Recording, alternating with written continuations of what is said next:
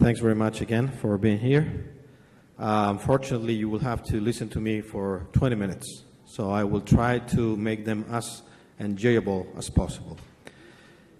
So this first talk will cover what I think is the ideal treatment of bone loss in reverse shoulder arthroplasty.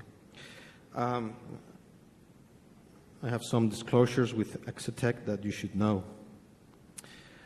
Well, understanding bone deficiency has been only recently been offered to shoulder surgeons, because 15 years ago or 20 years ago, nobody was talking about bone defects. And today, this is a hot topic in any shoulder meeting that you attend. So Gilles Walsh, French surgeon, described this classification of bone loss in A, B, and C types. And it's quite important to recognize that half of all glenoids do not have bone loss, but almost half of them do have some degree of bone loss, which is huge compared with what we thought in the past. There is these B-type glenoids, which are associated with primary arthritis most of the times, are caused by stiffness and posterior subluxation of the humeral head. Very recently, Gilles Walsh has described a new B-type glenoid, which is the B3, which is not that uncommon, that combines this posterior monoconcave retroversion with a retroversion above 15 degrees and subluxation above 70 degrees. This is different than a biconcave glenoid, as you will see in a minute. So this would be an example of an A1 without significant bone loss. This would be an A2 with significant medialization of the joint itself. This would be a B1 without biconcave glenoid and not significant concavity, but some bone loss posteriorly. This is a B2 biconcave glenoid. You see clearly the biconcavity. And this would be a B3, as we have just seen, with unique concavity, increased retroversion, and static subluxation of the head. These plastic glenoids are also a challenge as well. And then you may find, not very commonly, but occasionally, anterior bone loss as well. When you face calf pteroarthropathy, you may think that the bone loss is only in the superior part of the glenoid, but that's not the true most of the cases. Usually what we find is a combined bone loss, the most common pattern being posterior and superior bone loss. And also in situations where there is significant bone loss due to revision problems, it is very important to acknowledge the amount of bone that you have remnant in the native glenoid and make an algorithm. This is one, but you can just choose whatever is available in the literature. The only thing that you need to take into account is that you need a minimum amount of contact of the base plate with native bone in order to decrease the risk of early loosening. And then you will have to use bone graft commonly. So what's the problem with medialization of the joint? Well, if you medialize the joint in an A2 glenoid, the problem is that the calf is shortened, the wrapping of the deltoid is decreased, and moreover, the forces that the deltoid applies to the implant tend to dislocate it. So medialization of the joint is a problem, and you have to address it when you do shoulder arthroplasty. When you have posterior bone loss, not medialization, but just posterior bone loss, again, your calf is going to be shortened, so the ability of your shoulder to regain rotation will be decreased. There will also be a slight degree of medialization, and the deltoid would not work properly.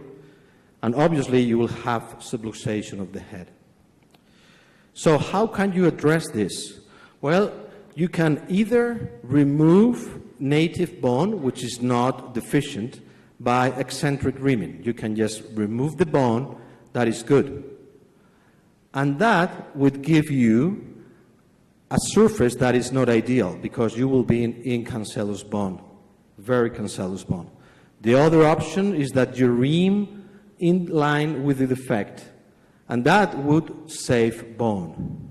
But obviously, in those two circumstances, the way you address the base plate has to be absolutely different. How much retroversion can we accept? We don't know. We know in primary shoulder arthroplasty, total shoulder arthroplasty, that at least in the lab, you should not allow more than 15 degrees of retroversion.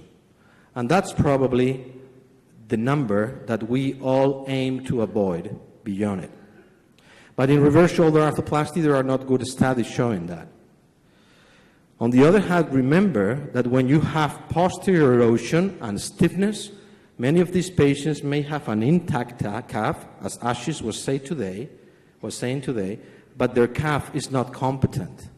It's weak, and they will not do well. That's the reason why the French group thought that in this group of patients, it was wiser to use a reverse than an anatomic, and that's why today we've seen such a case, and tomorrow we'll see another case in which an elderly patient with a weak calf undergoes reverse shoulder arthroplasty.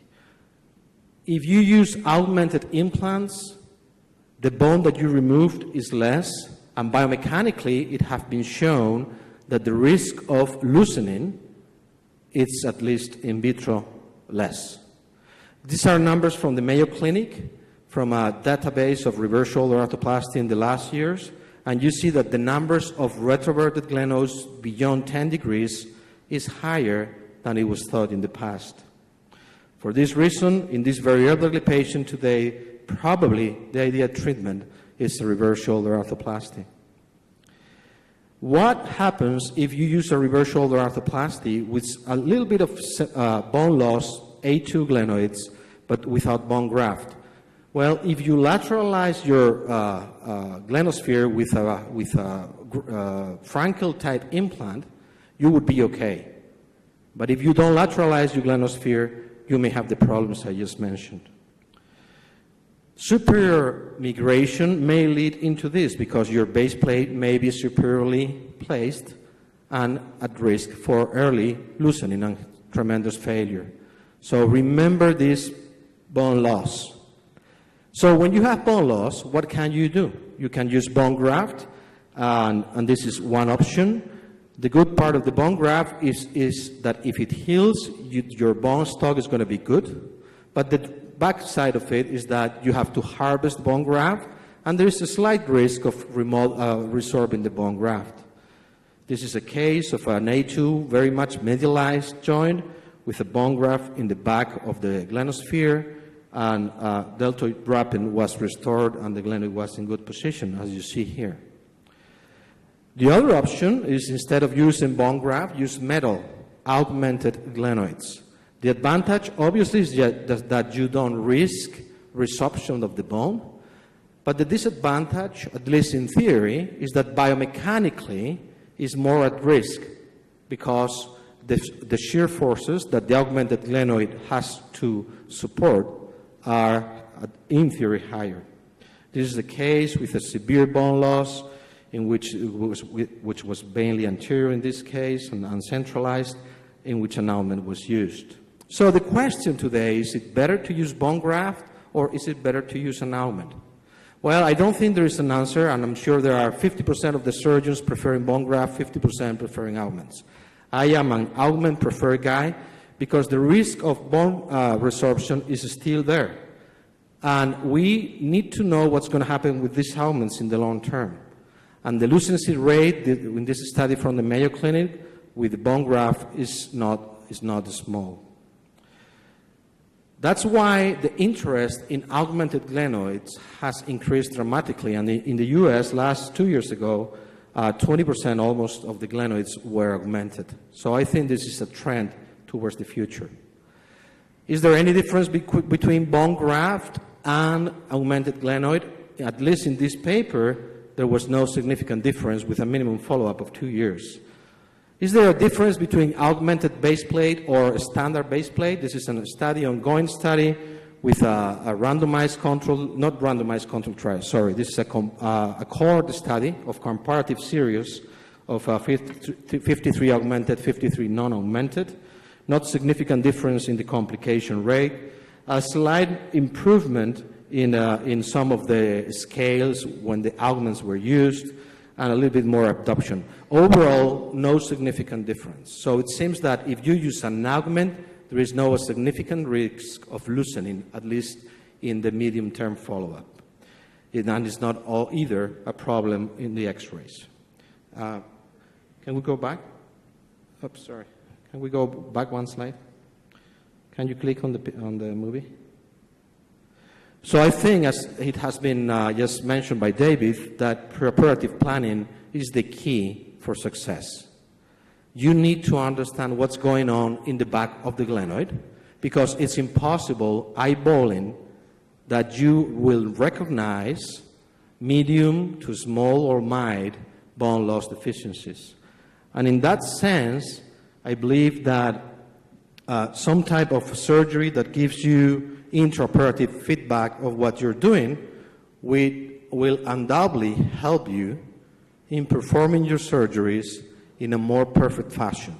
I'm not saying that this is the only way to go, but I'm telling you that using some kind of reciprocating information in the OR, this may be navigation, this may be a robot, this may be any other new technology that will come out, will assure that the implants that you placed will be in the perfect position, or at least in the position that you decide. And tomorrow, hopefully, we will have a chance to see this live. Thank you very much.